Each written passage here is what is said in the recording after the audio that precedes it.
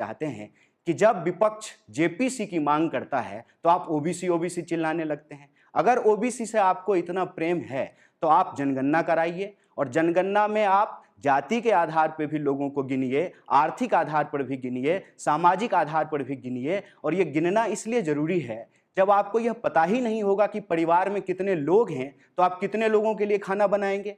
जब देश को यह मालूम ही नहीं होगा कि हमारी संख्याएं कितनी है, जाति के आधार पर लोगों की हालत क्या है, आर्थिक आधार पर लोगों की हालत क्या है, सामाजिक आधार पर लोगों की हालत क्या है, तो कल्याणकारी योजनाओं का निर्माण कैसे होगा। इसीलिए भारतीय राष्ट्रीय कांग्रेस का मानना है कि इस देश में सांख्यिकी आयोग बनाया गया है। सांख्यिकी आयोग का काम है देश के बारे में डेटा इकट्ठा करना। इसीलिए सरकार जनगणना भी कराए, जाति आधार पर भी कराए, आर्थिक आधार पर भी कराए, सामाजिक आधार पर भी कराए और इस गणना की जो रिजल्ट है वह देश के सामने प्रकाशित करे, ताकि देश को पता चले कि देश की वास्तविक हालत क्या है।